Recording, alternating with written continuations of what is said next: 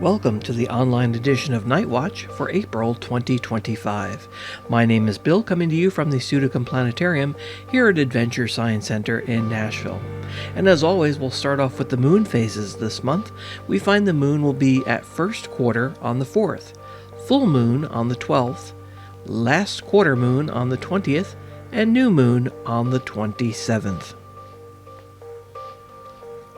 Looking at planets, 2 planets continue to reside in our evening sky as they have been for the past several months.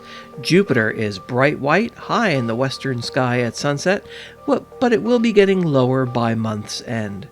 See the beautiful thin crescent moon passing above the planet Jupiter on the 30th.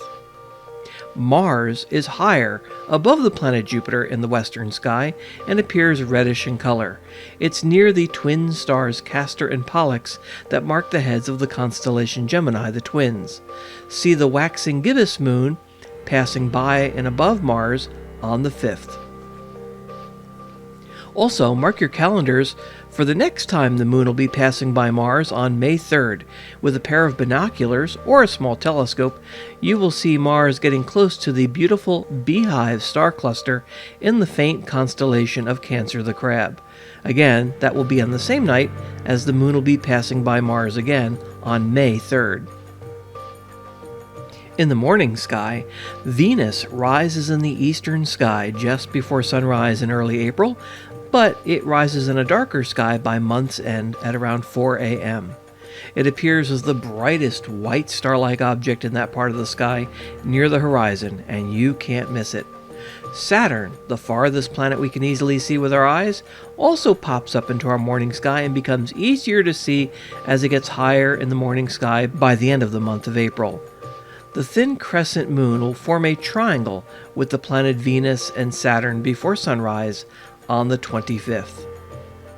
Mercury, the first planet from the Sun, might be glimpsed close to the horizon during the last 5 days of April. That is just before sunrise. It is to the lower left of where Venus and Saturn are in that region of the sky. Beware, Mercury is a very hard planet to find as it is never too far from the horizon, so anything that might block your view may prevent you from seeing the planet Mercury. Looking at our evening sky in this month of April, at around 9 p.m. we find Taurus, Orion, Canis Major, Canis Minor, and the Gemini twins, which are all part of the departing winter constellations, are heading toward the western part of the sky, so look for them early.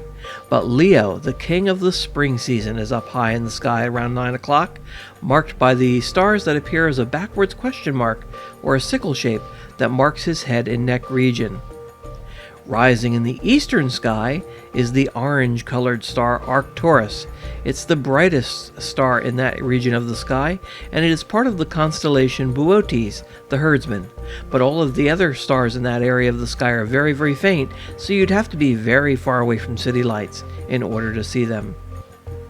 Now don't forget, if you can't remember everything I've mentioned on this online edition of Nightwatch, you can grab a copy of our star chart online at adventuresci.org/starcharts.